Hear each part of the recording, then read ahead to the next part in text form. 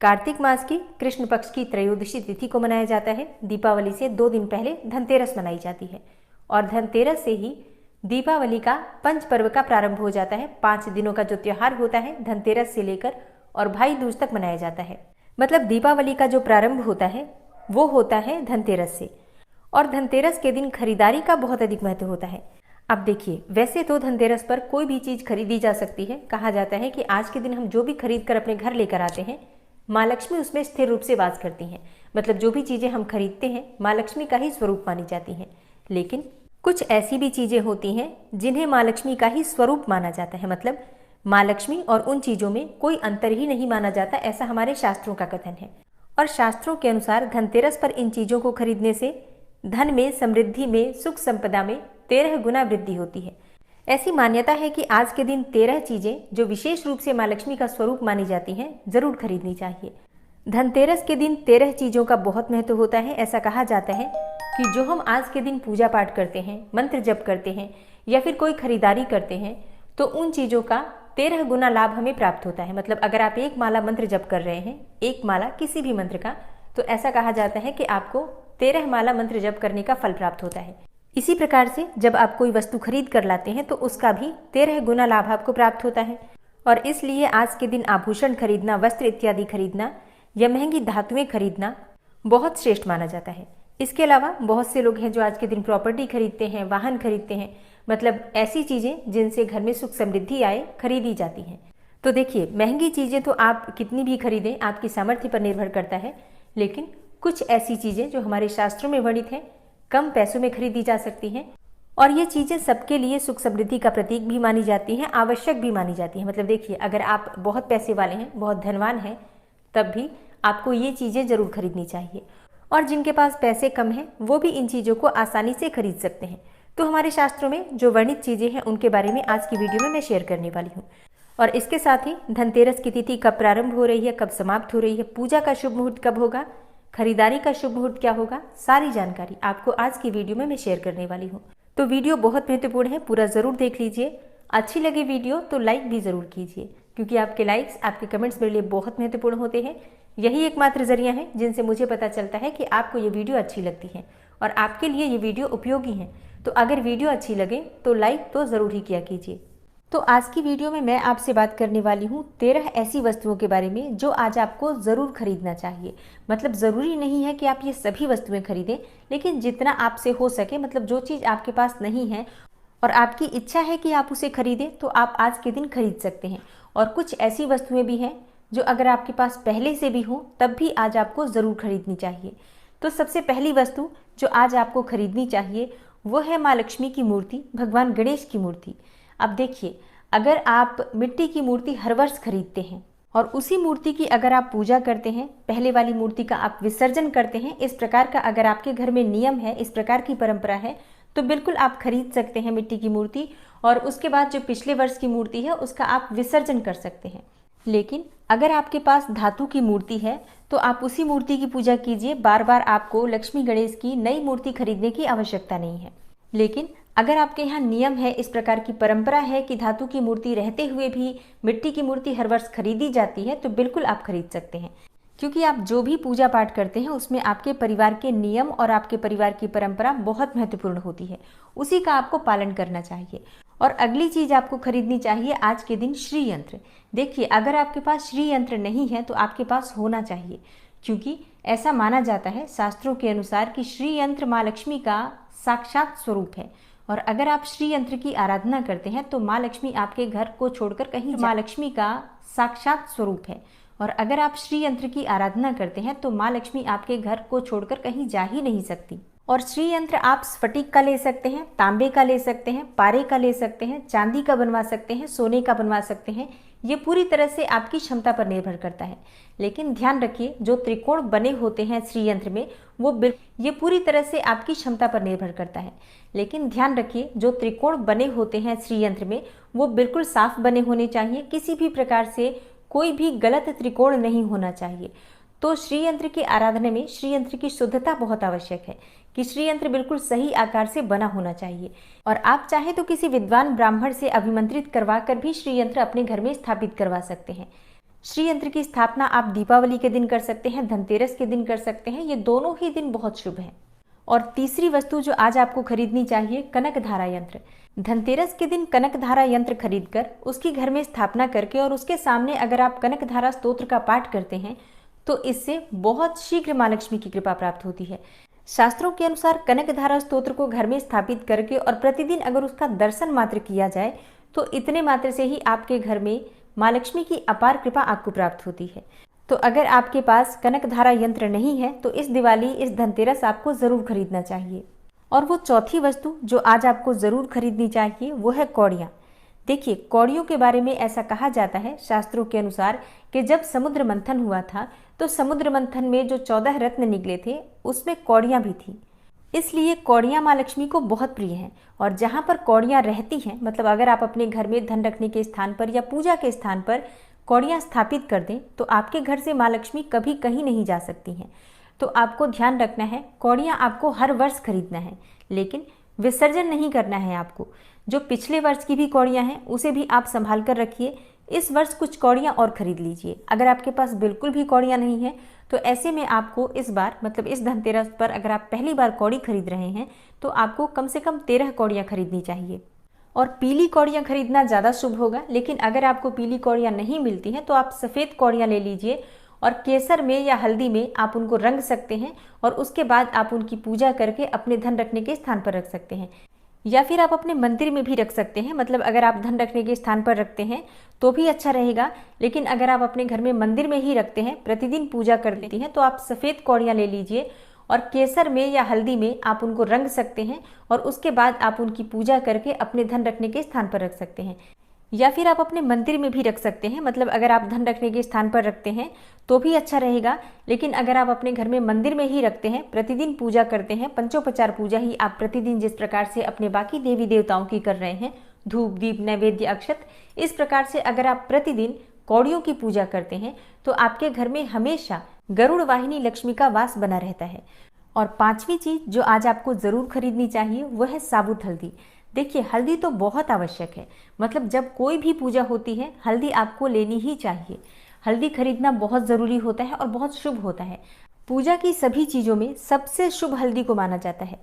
तो अगर आपके पास पहले से हल्दी है तब भी आज आपको कम से कम 5 साबुत हल्दी घर में खरीद कर ज़रूर लाना चाहिए। और दीपावली की पूजा में, धनतेरस की पूजा में माँ लक्ष्मी को ये हल्दी अर्पित की जाएगी। और इसके अलावा धनवर्षा पोटली में भी साबुत हल्दी की आवश्यकता होगी, तो आज आपको हल्दी ज़रूर खरीदना है। और छठी वस्तु है कमल गट्टे की माला। और अगर आपके पास कमल गट्टे की माला है और आप माला नहीं खरीदना चाहते हैं तो थोड़े से कमल गट्टे के बीज जरूर ले आइए, उसकी पूजा भी हम करेंगे और धनवर्षा पोटली में भी कमल गट्टे की आवश्यकता पड़ेगी। तो अगर आप पूरे कमल गट्टे की माला नहीं ले सकते हैं तो बीज जरूर ले आइए। कम से कम आपके पास 11 या 21 की संख्या में कमल गट्टे के बीज होने चाहिए। इसके अलावा जो रात्रि में माँ लक्ष्मी के मंत्रों पर हवन किया जाएगा उसमें भी कमल गट्टे की आवश्यकता पड़ेगी। तो कमल गट्टे आज आपको खरीद कर लेकर आना है। और 7वीं वस्तु है चांदी के सिक्के। देखिए, आज के दिन चांदी खरीदना बहुत शुभ माना जाता है। आप चाहें तो चांदी के सिक्के ले सकते हैं जिस पर लक्ष्मी गणेश के चित्र अंकित होते हैं, या फिर आप चाहें तो चांदी का कोई पात्र ले सकते हैं जिसमें कि आप भगवान को भोग अर्पित कर सकते हैं। चांदी का दीपक ले सकते हैं, चांदी का हाथी ले सकते हैं, मतलब कोई ऐसी शुभ वस्तु जो चांदी की हो घर में ज़रूर आनी चाहिए आज के दिन। और 8वीं वस्तु है दक्षिणावर्ती शंख। लेकिन अगर आपके पास शंख है पहले से ही तो आपको शंख लेने की आवश्यकता बिल्कुल नहीं है। लेकिन अगर आपके पास शंख नहीं है, दक्षिणावर्ती शंख नहीं है और आप लेना चाहते हैं, अफोर्ड कर सकते हैं लेना, तो बिल्कुल आपके पास होना चाहिए। क्योंकि समुद्र मंथन में जिन 14 रत्नों की उत्पत्ति हुई थी उनमें से एक है दक्षिणावर्ती शंख, जो माँ लक्ष्मी को बहुत प्रिय है। ऐसा कहा जाता है कि माँ लक्ष्मी का स्वरूप ही है दक्षिणावर्ती शंख। जहाँ पर दक्षिणावर्ती शंख होता है माँ लक्ष्मी उस घर को छोड़कर कभी नहीं जाती हैं। तो अगर आपके पास दक्षिणावर्ती शंख नहीं है तो बिल्कुल आपको आज के दिन खरीदना चाहिए, अगर आप खरीदना चाहते हैं तो। और 9वीं वस्तु है झाड़ू। देखिए, झाड़ू खरीदना बहुत आवश्यक है, मतलब अगर आपके पास झाड़ू पहले से है तब भी आज आपको झाड़ू ज़रूर खरीदना चाहिए। चाहे आप 1 झाड़ू खरीद लीजिए या 2 झाड़ू खरीदिए, 3 झाड़ू खरीदिए, ये पूरी तरह से आपके ऊपर निर्भर करता है, लेकिन झाड़ू आज लेना ज़रूर है। और कौन सा झाड़ू आज आपको लेना चाहिए? देखिए, सीक वाली झाड़ू आज आपको लेना चाहिए।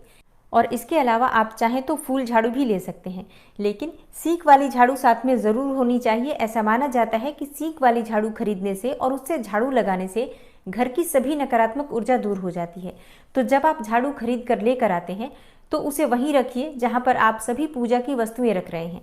जैसे आपके घर में जो उत्तर पूर्व का कोना है, जहाँ पर मंदिर का स्थान है, वहाँ पर आपने बाकी सभी पूजा की चीज़ें रखी हैं, तो वहीं पर थोड़ी दूरी पर, मतलब मंदिर में नहीं रखना है आपको झाड़ू, मंदिर के पास ही रख दीजिए।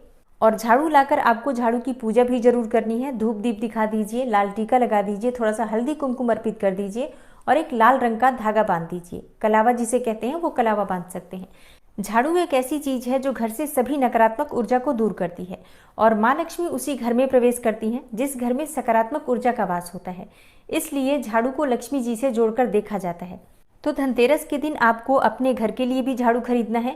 और अगर आप बहुत अधिक परेशानी में हैं, मतलब इतनी परेशानी है कि आपको परेशानियों से बाहर निकलने का रास्ता नहीं मिल रहा है, तो ऐसे में आपको अपने घर के आसपास अगर कोई भी मंदिर हो तो वहाँ पर झाड़ू दान करना चाहिए। तो धनतेरस के अगले दिन आप झाड़ू का दान कर सकते हैं। धनतेरस के दिन आप झाड़ू खरीद लीजिए, अपने घर में रखिए और सुबह ब्रह्म मुहूर्त में उठकर और वो झाड़ू ले जाकर अपने घर के पास कोई मंदिर हो तो वहाँ देकर आ जाइए, मतलब रख कर आ जाइए। कोई आपको टोके नहीं, इस बात का ध्यान रखिए। और इसके लिए आप चाहें तो बिना स्नान किए भी जा सकते हैं, लेकिन अगर आप बिना स्नान किए जाएंगे तो फिर आप मंदिर के अंदर प्रवेश नहीं कर सकते हैं। आप बाहर सीढ़ियों पर ही रखकर अपने घर आ जाइए। और अगली वस्तु जो आज आपको खरीदनी है वो है नमक। देखिए, नमक से घर की नकारात्मक ऊर्जा दूर होती है और नमक ही है जिससे जीवन में स्वाद बना रहता है। खाने में अगर नमक का प्रयोग सही मात्रा में किया जाए तो स्वास्थ्य अच्छा रहता है। तो अच्छे स्वास्थ्य के लिए भी नमक बहुत आवश्यक है और घर से नकारात्मक ऊर्जा को दूर करने के लिए भी नमक की बहुत आवश्यकता है। तो आज के दिन आपको नमक ज़रूर खरीदना है और नमक आप ज़्यादा क्वांटिटी में भी खरीद सकते हैं, मतलब आप 1 से अधिक पैकेट भी खरीद सकते हैं नमक के। और उसी नमक से आप अपने घर में 5 दिनों तक लगातार, मतलब धनतेरस से लेकर और भाई दूज तक प्रतिदिन थोड़ा सा नमक डालकर पानी में और पोछा लगाएंगे। इससे घर की सभी नकारात्मक ऊर्जा दूर हो जाती है और घर में सुख संपन्नता आती है। तो आज के दिन आपको नमक ज़रूर खरीदना है। चाहे तो आप डली वाला नमक खरीद लें जो कि समुद्री नमक होता है, वो भी बहुत शुभ माना जाता है, या फिर आप पैकेट वाला कोई सा भी नमक खरीदें, पर नमक खरीदें ज़रूर। और 11वीं वस्तु है धनिया। देखिए, साबुत धनिया आज खरीदना बहुत श्रेष्ठ माना जाता है। आप पूरे वर्ष में खरीदते हैं, बहुत अच्छी बात है, लेकिन आज के दिन आपको खरीद कर लेकर आना है। बहुत से लोगों के प्रश्न आए हैं कि क्या धनिया खरीदना आवश्यक है, हमारे पास धनिया पहले से पड़ा है, हम उसी का प्रयोग कर लेते हैं पूजा में। देखिए, धनिया खरीदना शुभ है आज के दिन, क्योंकि धनतेरस के दिन धनिया खरीदने से स्वास्थ्य अच्छा रहता है, धन्वंतरी देव का आशीर्वाद हमें प्राप्त होता है। माँ लक्ष्मी को बहुत प्रिय है धनिया, तो हम धनिया जो अर्पित करते हैं माँ लक्ष्मी को, तो इससे माँ लक्ष्मी की कृपा हमें प्राप्त होती है, कुबेर देवता की कृपा प्राप्त होती है। और भगवान गणेश को भी धनिया बहुत प्रिय है, तो अगर हम भगवान गणेश को धनिया अर्पित करते हैं आज के दिन, तो इससे हमारे कार्यों में आ रही सभी बाधाएं दूर होती हैं। इसलिए आज की पूजा में धनिया बहुत आवश्यक है और आज खरीद कर धनिया लेकर आना है, उसी धनिये से आप पूजा करेंगे। और धनिये से आपको पूजा किस प्रकार से करनी है, धनवर्षा पोटली किस प्रकार से बनानी है, और जो धनिया आपने पिछले वर्ष प्रयोग किया था पूजा में या फिर धनवर्षा पोटली में, उसका क्या करना है, जो धनिया आप इस वर्ष उगाएंगे उसका क्या करेंगे, इसके बारे में संपूर्ण वीडियो आपको चैनल पर अपलोड मिल जाएगी, आप उसे देख लीजिए। धनिये से संबंधित सभी जानकारी, जो भी प्रश्न आपके मन में उठते हैं, वो सभी प्रश्नों के उत्तर उस वीडियो में मौजूद हैं। अगर आप उसे देखेंगे तो आपको काफ़ी मदद मिलेगी। और बात करें अगली वस्तु की, जो कि सबसे ज़्यादा महत्वपूर्ण है, वो है आज के दिन बर्तन खरीदना। धनतेरस के दिन बर्तन ज़रूर खरीदना चाहिए, क्योंकि ऐसा माना जाता है कि जब धन्वंतरी देव समुद्र मंथन में प्रकट हुए थे तो उनके हाथों में एक पीतल का कलश था जिसमें अमृत भरा हुआ था। तो आज के दिन बर्तन खरीदना बहुत शुभ माना जाता है। अगर आप पीतल के बर्तन खरीदते हैं अत्यंत श्रेष्ठ होगा। इसके अलावा आप चांदी के बर्तन खरीद सकते हैं, सोने के बर्तन खरीद सकते हैं, या फिर आप तांबे के बर्तन खरीद सकते हैं। प्रयास कीजिए कि आज आप स्टील के, प्लास्टिक के और कांच के बर्तन ना खरीदें। और अगली वस्तु जो आज आपको ज़रूर खरीदनी है वो है फल, ताजे और रसीले फल। देखिए, धनतेरस का जो दिन होता है, अच्छे स्वास्थ्य के लिए हम धन्वंतरी देवता की पूजा करते हैं। देखिए, हमारे शास्त्रों में जो भी नियम बताए गए हैं, जो भी पूजा पाठ बताया गया है, उसका कोई ना कोई मतलब होता है, चाहे हम समझें या ना समझें।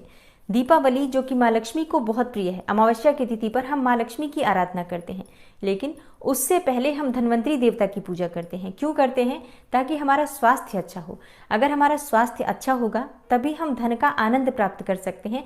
धन का सुख हमें तभी प्राप्त होगा जब हमारा स्वास्थ्य अच्छा होगा। और इसीलिए कहा गया है, पहला सुख निरोगी काया, दूजा सुख हाथ में माया। इसलिए पहले धन्वंतरी देवता की पूजा की जाती है ताकि हमारा स्वास्थ्य हमेशा अच्छा रहे, और उसके बाद लक्ष्मी की आराधना की जाती है। तो धनतेरस के दिन आपको फल खरीदना चाहिए, ताजे फल खरीदने चाहिए, भगवान को अर्पित करना चाहिए, और उसके बाद परिवार सहित प्रसाद स्वरूप में आज आप सभी को फल जरूर खाना चाहिए। तो धनतेरस के दिन जब आप खरीदारी करते हैं, इन सभी बातों का ध्यान रखिए। कौन सी चीज आपको खरीदनी है, इस बारे में जानना बहुत आवश्यक है। और अब सबसे जरूरी बात, जब आप सामग्री कोई भी खरीद कर लेकर आएंगे अपने घर में धनतेरस के दिन, तो जब आप खरीदारी करने जा रहे हैं तब आपके मन में ये भावना होनी चाहिए कि मैं अपने साथ माँ लक्ष्मी को अपने घर में लेकर आ रहा हूँ। और जब आप घर में प्रवेश करेंगे तब आपके मन में ये भावना होनी चाहिए, प्रबल भावना होनी चाहिए कि माँ लक्ष्मी मेरे साथ मेरे घर में प्रवेश कर रही हैं। आज के बाद मेरे घर में किसी भी प्रकार का अभाव नहीं रहेगा। हर प्रकार की सुख समृद्धि के साथ माँ लक्ष्मी मेरे घर में आज से वास करने वाली हैं।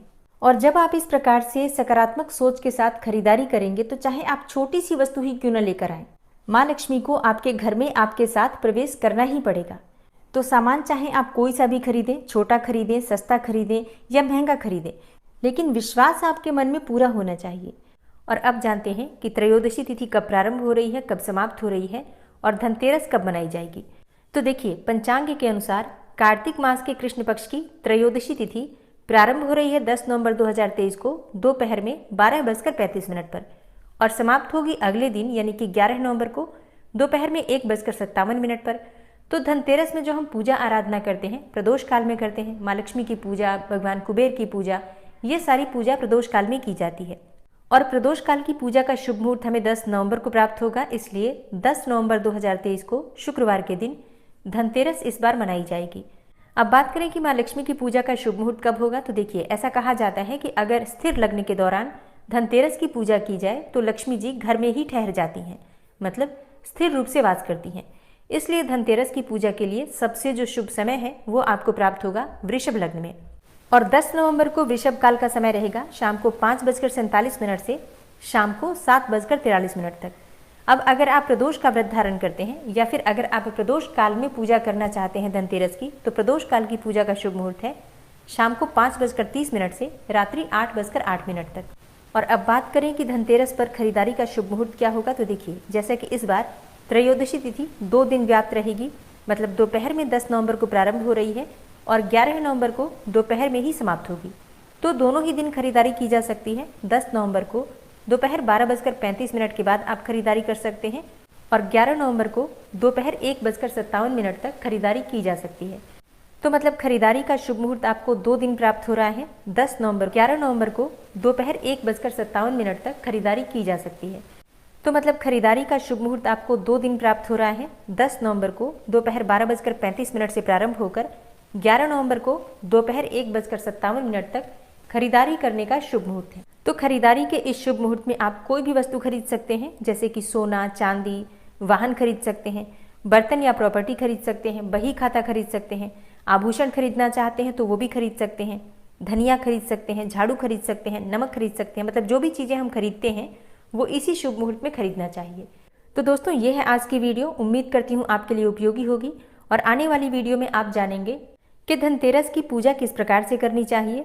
भगवान धन्वंतरी, कुबेर और भगवान गणेश, माँ लक्ष्मी, इन सब की पूजा धनतेरस के दिन की जाती है। कब करें, किस प्रकार से करें, विधि क्या होगी, क्या वस्तुएं अर्पित करनी चाहिए, क्या नहीं करनी चाहिए, संपूर्ण जानकारी धनतेरस की आने वाली वीडियो में आपको मिलने वाली है। इसके अलावा धनवर्षा पोटली किस प्रकार से बनाएं, धनवर्षा पोटली बनाने का शुभ मुहूर्त क्या होगा, किन सामग्रियों की आपको आवश्यकता है, और दीपावली की पूजा किस प्रकार से करें, कब करें, मतलब अब जो त्यौहार आने वाले हैं, पंचपर्व, इन सब की जानकारी बस थोड़े ही समय में आपको एक एक करके वीडियो मिल जाएंगी। तो आप लोग चैनल से जुड़े रहिए ताकि कोई भी वीडियो आपसे मिस ना हो। ये वीडियो आपको कैसी लगी कमेंट बॉक्स में ज़रूर बताइए। अच्छी लगी हो तो लाइक करने के साथ ही ज़्यादा से ज़्यादा इस वीडियो को शेयर कीजिए ताकि दूसरे लोगों को भी इस वीडियो का लाभ प्राप्त हो। और अगर आप चैनल पर पहली बार आए हैं, अभी तक आपने चैनल को सब्सक्राइब नहीं किया है, तो आज की वीडियो अगर आपको अच्छी लगे तो चैनल को सब्सक्राइब करके बेल आइकन को ज़रूर प्रेस कर लीजिए। इससे ये होगा कि इस चैनल पर जो भी नई वीडियो अपलोड होंगी उनकी नोटिफिकेशन आपको सही समय पर प्राप्त होगी। मिलती हूँ मैं आपसे अगली वीडियो में, तब तक के लिए जय श्री राधे।